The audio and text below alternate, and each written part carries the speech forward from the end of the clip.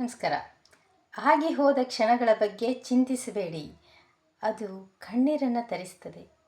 ಮುಂದೆ ಆಗುವ ಭವಿಷ್ಯದ ಬಗ್ಗೆ ಜಾಸ್ತಿ ಯೋಚನೆ ಮಾಡೋಕ್ಕೆ ಹೋಗಬೇಡಿ, ಅದು ಭಯವನ್ನು ತರುತ್ತದೆ. ಇವತ್ತಿನ ಈ ಕ್ಷಣಗಳ ಬಗ್ಗೆ, ಇವತ್ತಿನ ದಿನವನ್ನಷ್ಟೇ ನೀವು ಯೋಚನೆ ಮಾಡಿ, ಈ ಕ್ಷಣಗಳ ಬಗ್ಗೆ ಅಷ್ಟೇ ನೀವು ಯೋಚನೆ ಮಾಡಿ. ಅದು ಉತ್ಸಾಹವನ್ನು ತರುತ್ತದೆ, ಉತ್ಸಾಹವನ್ನು ಕೊಡುತ್ತದೆ. ಇಂದಿನ ಕ್ಷಣಗಳು ಖುಷಿಯ ಕ್ಷಣಗಳು. ಆಗಿ ಹೋದದ್ದನ್ನು, ಫಾಸ್ಟ್ ಭೂತಕಾಲವನ್ನು ನಾವು ವಾಪಸ್ ತರಲಿಕ್ಕೆ ಆಗೋದಿಲ್ಲ. ಅದರ ಬಗ್ಗೆ ಯೋಚನೆ ಮಾಡ್ತಾ ಕೂತ್ಕೊಂಡ್ರೆ ಅದು ನಮಗೆ ಕಣ್ಣೀರನ್ನಷ್ಟೇ ತರುತ್ತೆ, ನೋವಾಗುತ್ತೆ, ದುಃಖ ಆಗುತ್ತೆ. ಅಯ್ಯೋ, ಎಂತೆಂತಹ ಆಪರ್ಚುನಿಟಿಗಳನ್ನು ನಾವು ಕಳೆದುಕೊಂಡು ಬಿಟ್ವಿ, ಹೀಗೆ ಮಾಡ್ಬೋದಿತ್ತು, ಹಾಗೆ ಮಾಡಬಹುದಿತ್ತು. ಯಾವುದನ್ನು ಸರಿಪಡಿಸ್ಲಿಕ್ಕೆ ಆಗೋದಿಲ್ಲ. ಯಾವುದು ನಮ್ಮಿಂದ ನಮ್ಮ ಹತ್ರ ಯಾವುದನ್ನು ಸರಿಪಡಿಸ್ಲಿಕ್ಕೆ ಆಗೋದಿಲ್ವೋ ಅದನ್ನು ಬಿಟ್ಟು ಬಿಡಬೇಕು. ಸರಿಪಡಿಸ್ಲಿಕ್ಕೆ ಆಗೋದಿಲ್ಲ ಅನ್ನೋದೇ ಸತ್ಯ ಅಂತಾದಾಗ ಅದನ್ನಲ್ಲೇ ಬಿಟ್ಟು ಬಿಡುವುದು ಜಾಣತನ. ಆ ವಿಷಯವನ್ನು ಅಲ್ಲಿಗೆ ಬಿಟ್ಟು ಬಿಡಬೇಕು. ಮತ್ತು ಭವಿಷ್ಯದ ಬಗ್ಗೆ ಬಹಳಷ್ಟು ಯೋಚಿಸುವುದನ್ನು ನಿಲ್ಲಿಸಬೇಕು. ಯಾವುದು ನಮ್ಮಿಂದ ಸಾಧ್ಯ ಅದನ್ನು ನಾವು ಪ್ರಯತ್ನ ಮಾಡ್ತಾ ಹೋಗಬೇಕು. ಮುಂದೆ ಹಾಗಾದರೆ, ಹೀಗಾದರೆ, ಆದರೆ ಆ ರೀತಿ ಭವಿಷ್ಯ, ಅಯ್ಯೋ ನನ್ನ ಭವಿಷ್ಯ ಏನಾಗುತ್ತೋ ಏನೋ, ಆ ರೀತಿ ಚಿಂತೆಗಳನ್ನು ದಯವಿಟ್ಟು ನಿಮ್ಮ ಮನಸ್ಸಿನಿಂದ ತೆಗೆದು ಹಾಕಿಬಿಡಿ. ಹಾಗೆ ಯೋಚನೆ ಮಾಡಲೇಬಾರ್ದು. ಅದು ಮತ್ತಷ್ಟು ಭಯವನ್ನಷ್ಟೇ ತರುತ್ತದೆ ನಮಗೆ. ಈಗ ನೋಡಿ, ಒಂದು ಮಾತು ಹೇಳಲಿಕ್ಕೆ ಇಷ್ಟಪಡ್ತೀನಿ. ಏನಂತ ಹೇಳಿದರೆ, ತಣ್ಣಗೆ ಕೂಡುವ ವ್ಯಕ್ತಿಗಳಿಗಿಂತ ತಪ್ಪಿಸಿಕೊಂಡು ಹೋಗಲು ಓಡುವ ವ್ಯಕ್ತಿ ಹೆಚ್ಚು ಆಪತ್ತನ್ನು ಎದುರಿಸ್ತಾನೆ ಅಂಥೇಳಿ.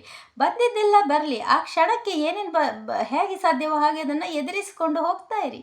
ಜೀವನ ತುಂಬ ಸಿಂಪಲ್, ತುಂಬ ಸರಳವಾಗಿರುತ್ತದೆ. ನಾವೇ ಅದನ್ನು ಸಂಕೀರ್ಣಗೊಳಿಸ್ಕೊಳ್ತೇವೆ.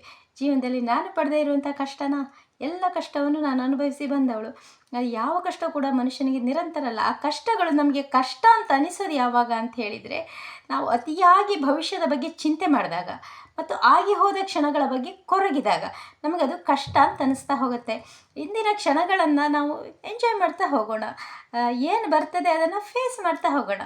ಆಗ ಯಾವ ಕಷ್ಟವೂ ಕೂಡ ನಮಗೆ ಅದು ಕಷ್ಟ ಅಂತ ಅನಿಸೋದಿಲ್ಲ, ಹಿಂಸೆ ಕೊಡೋದಿಲ್ಲ. ಬದುಕನ್ನು ನಾವು ಬದಲಿಸಿ ನಾವು ಬದುಕಬಹುದು. ನಮ್ಮ ಬದುಕು ಬದಲಿಸುವುದು ನಮ್ಮ ಕೈಯಲ್ಲೇ ಇದೆ.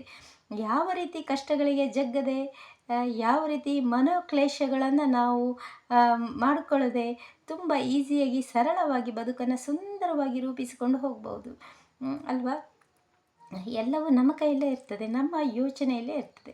ಕಷ್ಟ ಕಷ್ಟ ಕಷ್ಟ ಕಷ್ಟ ಅಂಥೇಳಿ ನಾವು ಕಷ್ಟವನ್ನೇ ಹೇಳ್ತಾ ಹೋದರೆ ಅದರ ಕಷ್ಟವೇ ಆಗ್ತದೆ ನಮಗೆ. ಅದು ಈಗ ಬೆಳಗ್ಗೆ ನಿಮಗೊಂದು ಟೀ ಮಾಡೋದಾದರೂ, ಅಯ್ಯೋ ಟೀ ಮಾಡಬೇಕು, ಇದನ್ನು ಬೇಕಾದರೆ ನೀವು ಮಾಡಿ ನೋಡಿ.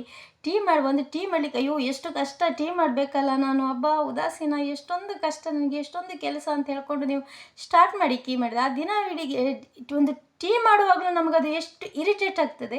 ಇಡೀ ದಿನವಿಡೀ ನಮಗೆ ಅಯ್ಯೋ ಕಷ್ಟ ಕಷ್ಟ, ಎಲ್ಲವೂ ಕಷ್ಟ ಆಗಿ ಅನ್ನಿಸ್ತದೆ. ಅದನ್ನೇ ನೀವು ಪಾಸಿಟಿವ್ ಆಗಿ ಥಿಂಕ್ ಮಾಡಿ, ಅದನ್ನು ಎಂಜಾಯ್ ಮಾಡ್ಕೊಂಡು ಮಾಡಿ. ಎಲ್ಲದಕ್ಕೆ ಮನೆ ಕೆಲಸಗಳಾಗಲಿ, ಆಫೀಸಲ್ಲಾಗಲಿ, ಯಾವುದೇ ನಿಮಗೆ ಕಷ್ಟ ಅಂತ ಅನಿಸುವ, ಉದಾಹರಣೆಗೆ ಕೊಟ್ಟಿದ್ದು ಟೀ ಮಾಡೋ ಕೆಲಸವನ್ನು, ನಿಮಗೆ ಕಷ್ಟ ಅಂತ ಅನಿಸುವ ಯಾವ ಕೆಲಸವನ್ನಾದರೂ ನೀವು ಇಷ್ಟಪಟ್ಟು ಮಾಡಿ. ಅದನ್ನು ಆ ಕ್ಷಣಕ್ಕೆ ಎಂಜಾಯ್ ಮಾಡ್ತಾ ಮಾಡಿ. ಖಂಡಿತವಾಗಲೂ ನೀವು ಪಾಸಿಟಿವ್ ಎನರ್ಜಿಯನ್ನು ನೀವು ಕಾಣ್ತೀರಿ. ಆ ಕಷ್ಟ ಅನ್ನೋದೇ ಮನಸ್ಸಿಂದ ಹೊರಟು ಹೋಗುತ್ತೆ. ಅದನ್ನೊಂದು ಗೇಮ್ ಥರ, ಯಾವ ಕಷ್ಟವೇ ಆದರೂ ಗೇಮ್ ಥರ, ಅದೊಂದು ಆಟ ಅಂತ ತಿಳ್ಕೊಂಡು ಎದುರಿಸ್ತಾ ಹೋಗಿ. ಹೇಳೋದು ಸುಲಭ, ಅನುಭವಿಸೋದು ಕಷ್ಟ ಅಂತ ನಿಮ್ಗೆ ಅನಿಸ್ಬೋದು. ಕೆಲವರು ಆ ರೀತಿ ಹೇಳಬಹುದು.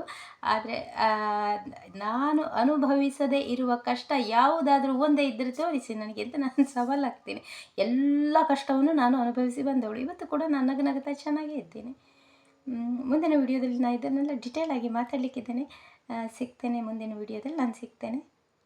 ಯಾರು ಸಬ್ಸ್ಕ್ರೈಬ್ ಆಗಿಲ್ಲ ಸಬ್ಸ್ಕ್ರೈಬ್ ಆಗಿ. ಮತ್ತು ಮುಂದಿನ ವಿಡಿಯೋದಲ್ಲಿ ನಾನು ನಿಮ್ಮೆಲ್ಲರ ಜೊತೆ ಇನ್ನೊಂದು ಸಲ ಮಾತಾಡ್ತೇನೆ. ಈ ವಿಷಯಗಳ ಬಗ್ಗೆ ಡಿಟೇಲ್ ಆಗಿ ಮಾತಾಡೋಣ.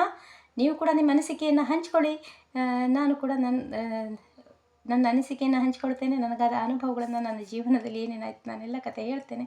ಯಾಕೆಂತ ಹೇಳಿದರೆ, ಕಷ್ಟಗಳನ್ನು ಹೇಳ್ಕೊಳ್ಬೇಕು, ಗೋಳು ಹೇಳ್ಕೊಳ್ಬೇಕು ಅನ್ನೋದಲ್ಲ. ಒಬ್ಬರಿಗಾದರೂ ಬದಲಾವಣೆ ಆದರೆ, ಯಾರಾದರೂ ಒಬ್ಬರಿಗಾದರೂ ಅದರಿಂದ ಹೆಲ್ಪ್ ಆದರೆ, ಧೈರ್ಯ ಬಂದರೆ, ಅದಕ್ಕಿಂತ ದೊಡ್ಡ ಸಂತೋಷದ ವಿಷಯ ಇನ್ನೊಂದಿಲ್ಲ. ಬಾಯ್. ನೆಕ್ಸ್ಟ್ ವಿಡಿಯೋದಲ್ಲಿ ಸಿಗೋಣ.